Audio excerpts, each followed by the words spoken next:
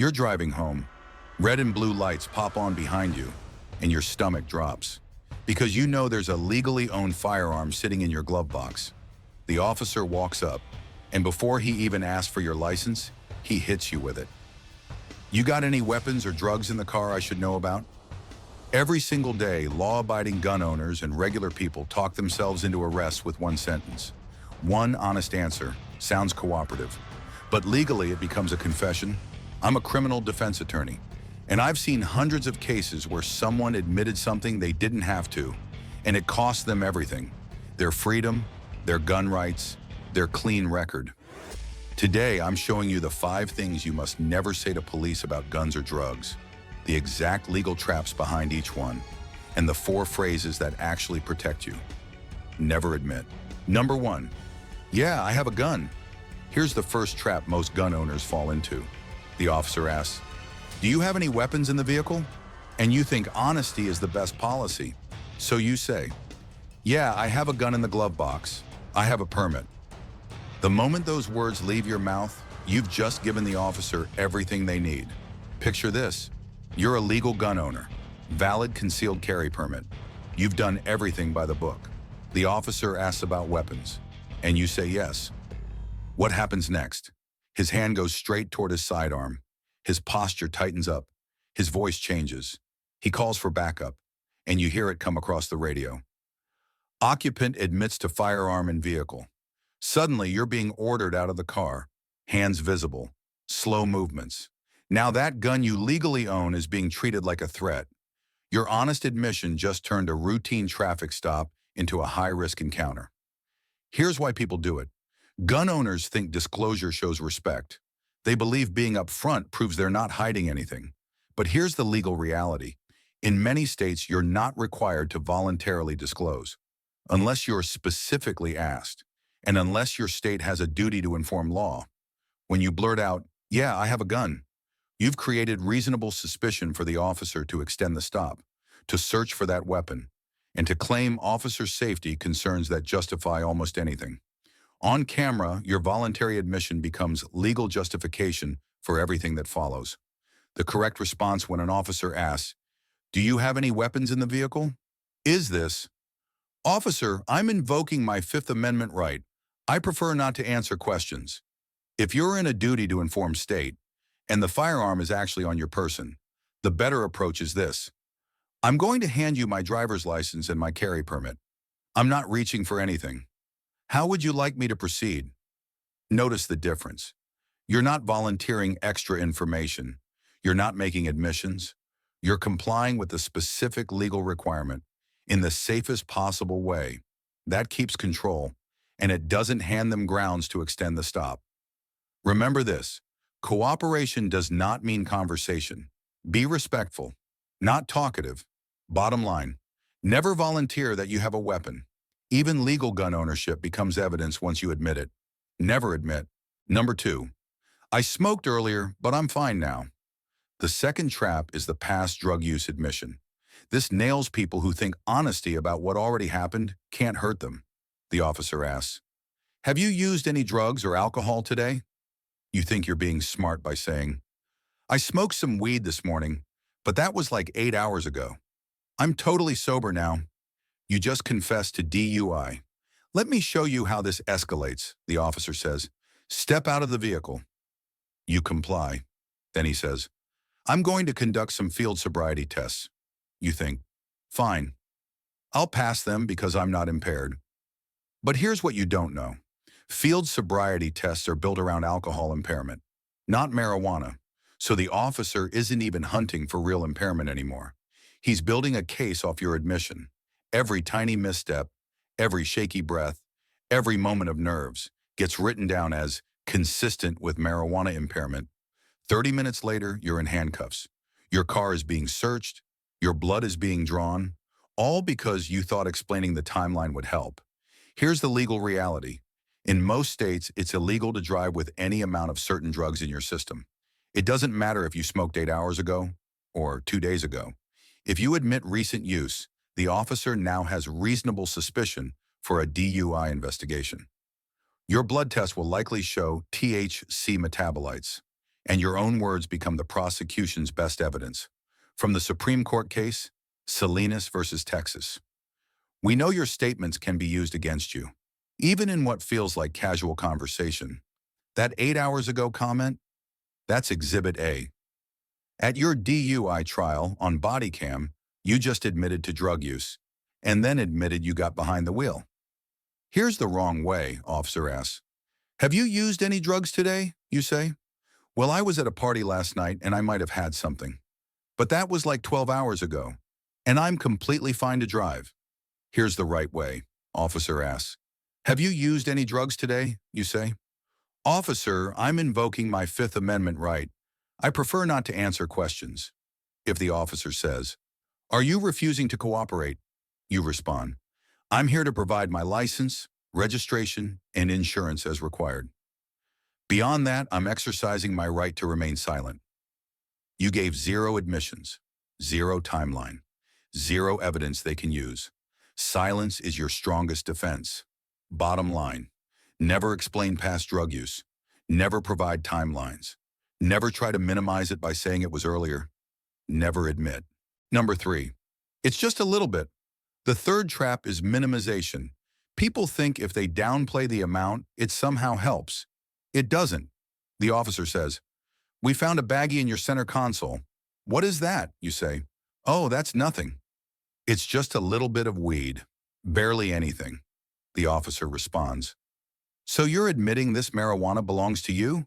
And you say, I mean, yeah, but it's just personal use. It's not like I'm selling it or anything. In 30 seconds of trying to minimize, you just confessed to possession, and you established knowledge, and you admitted it was yours. Every element the prosecutor needs to convict you just came out of your mouth. Here's why people do it. They believe minimizing the amount gets leniency. They think just a little bit sounds better than staying silent. But quantity doesn't matter for the charge. In many jurisdictions, any amount is still possession. More importantly, your statement. It's not like I'm selling it. Just introduce distribution into the conversation. Now the officer can ask about scales, baggies, text messages, cash. You just opened a door you can't close. Here's the wrong way, fully demonstrated. Officer asks, what's this in the door panel? You say, look, it's just a tiny amount. I wasn't even planning to use it. My friend left it there. Officer asks, so you knew it was there? You say, well, yeah, but I was going to throw it away. Watch what you did. You admitted knowledge. You admitted it was there. And you created a consciousness of guilt statement by saying you were going to throw it away. That proves you knew it was contraband. Here's the right way, officer asks. What's this in the door panel? You say, officer, I'm invoking my Fifth Amendment right. I don't consent to any searches, and I'm not answering questions about what you may have found. Officer responds, so you're saying this isn't yours? You say, I'm exercising my right to remain silent, and I want to speak with my attorney. Now the state has to prove possession. They have to prove you knew it was there. Without your confession, that becomes much harder. Silence protects every possible defense. Bottom line, never minimize, never quantify, never characterize. Any admission is still a confession, and it destroys your defense. Never admit. Number 4, my friend left it there. The fourth trap is blame deflection. People think if they establish it belongs to someone else, they're protected. They're not. Officer finds drugs or a weapon in your car. You panic and say, that's not mine. My friend left it there. I didn't even know it was there. You just made everything worse. Here's why. There are 2 types of possession, actual possession and constructive possession. Actual possession is, it's in my pocket. Constructive possession is, I had access to it and knowledge of it. When you say, my friend left it there, you're admitting knowledge. When you admit your friend used your car recently, you're establishing control over the space. You just proved constructive possession. Let me show you how this plays out, officer says. There's a firearm under your seat. You say, oh man, my buddy must have left that. He went shooting last weekend and borrowed my car. Officer asks, so you knew about it? You say, No, I mean, I knew he had guns, but I didn't know it was still in my car. You just admitted you knew your friend had weapons, and you admitted he had access to your vehicle. That's constructive possession, or this scenario. Officer says, we found pills in your glove box, you say. Those aren't mine. I let my friend use my car and he must have left them. Officer asks, when did your friend use your car? You say, like 3 days ago. You just admitted you've had 3 days to discover them and remove them, but didn't. That's knowledge and control. That's possession. In Texas and Ohio, constructive possession requires proof of knowledge and control. Your my friend left it statement provides both. In California and New York, prosecutors can argue consciousness of guilt when you immediately deflect ownership. The correct response when an officer asks, whose is this? Is simple. Officer, I'm invoking my Fifth Amendment right. I'm not answering questions about ownership or anything else. Officer responds, you're not going to help yourself out here. You say, I'm exercising my right to remain silent, and I want to speak with my attorney. I do not consent to any searches.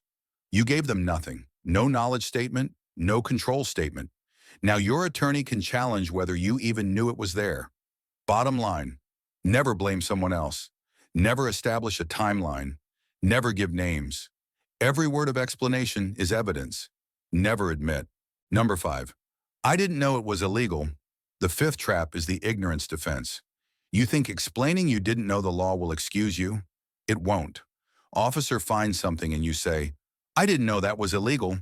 Or, I thought it was legal in this state. Or, someone told me I could have this. You just admitted possession while trying to claim ignorance of the law.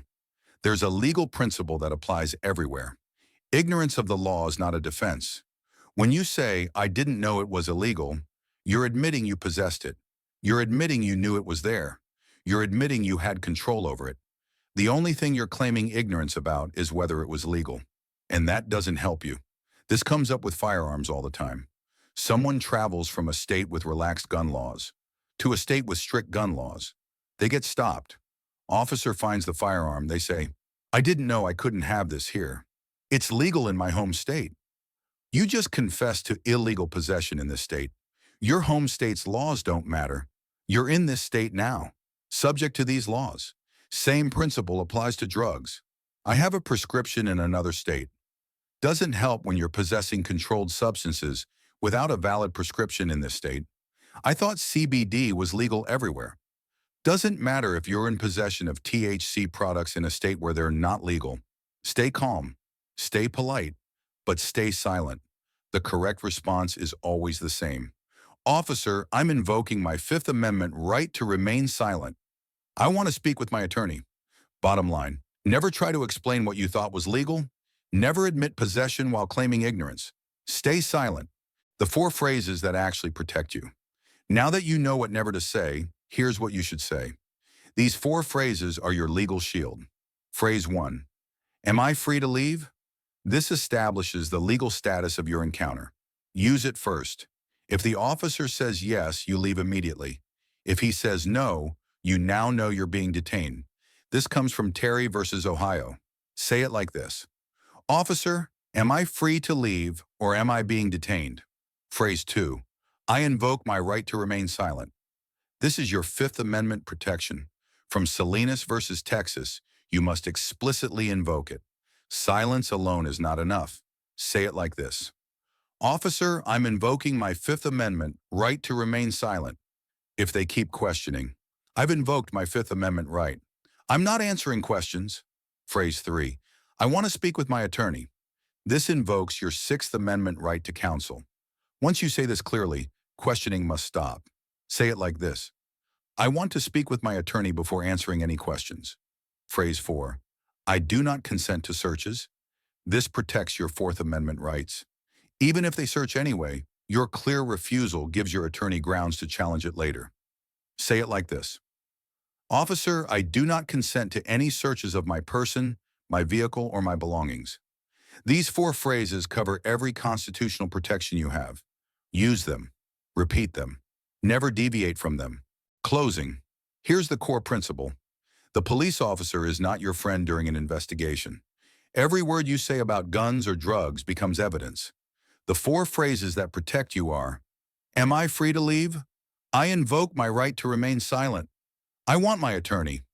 I do not consent to searches. Screenshot these phrases right now. Print them. Put them in your glove box. Practice saying them until they feel natural. This video is for educational purposes only, and it is not specific legal advice. Always consult an attorney licensed in your state. If this helped you, hit like, subscribe, and tap the bell. Share this with friends and family. Remember, your silence cannot be used against you, but your words always can. Be polite, be calm, but be smart. Stay safe out there. Hit subscribe right now. Drop a comment with where you're watching from. And tell me, do you think more people get jammed up by talking or by not knowing the law? I read the comments. And if you want a follow-up video for your state, say, do my state.